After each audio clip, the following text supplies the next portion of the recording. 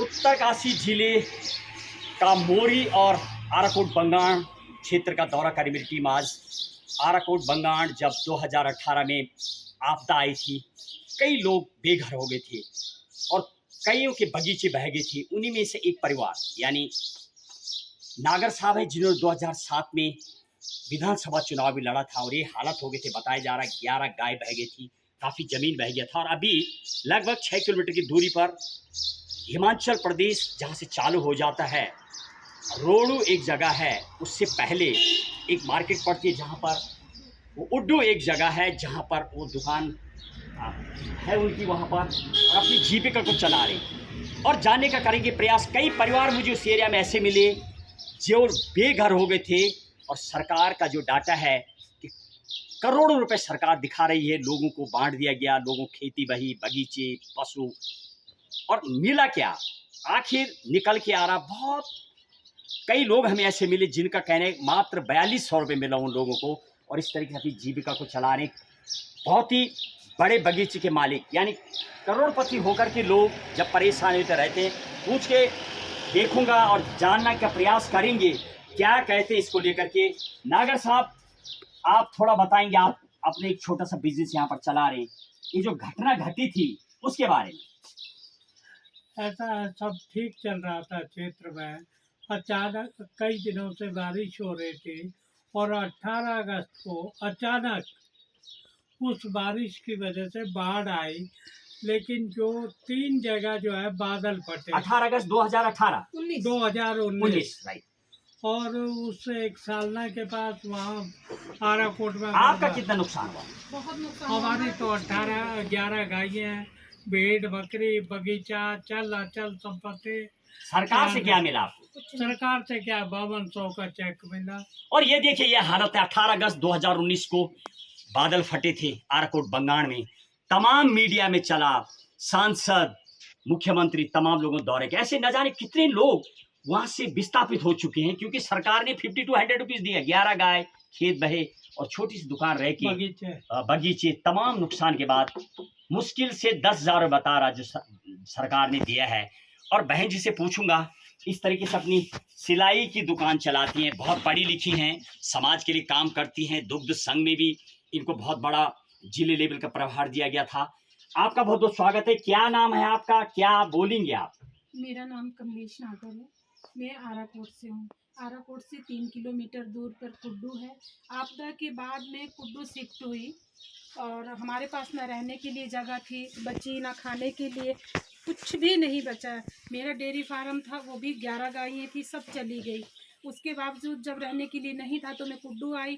कुड्डू आने के बाद मैंने 1-2 महीने में मेरी रिश्तेदारों ने थोड़ी मदद की, जिसके बाद मैंने एक दुकान की। मैं सिलाई का काम करती हूँ, थोड़ा बहुत सामान और भी रखा, तो उससे मैं अपना जीवन व्यतीत कर रहे हैं हम लोग।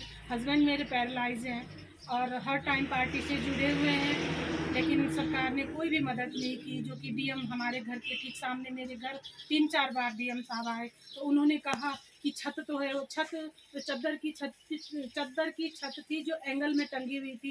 कहने लगे जब ये चली जाएगी, गई होती पूरा ही, तब हम कुछ देते। तो मेरा कहने का यही था, मैंने कहा हम 2 प्राणी थे, अगर हम भी चले जाते फिर आप हमें 4 लाख रुपए देते, जो कि मेरे बाल बच्चे नहीं, हम नहीं संतान है, मैं उस 4 लाख का हम क्या करते। अभी जीने के लिए तो मुझे कुछ चाहिए था। अभी जिंदे जी अगर सरकार हमारी थोड़ी कुछ मदद करती तो शायद आज हम किस और मकाम पे होते, कुछ सोचती मैं।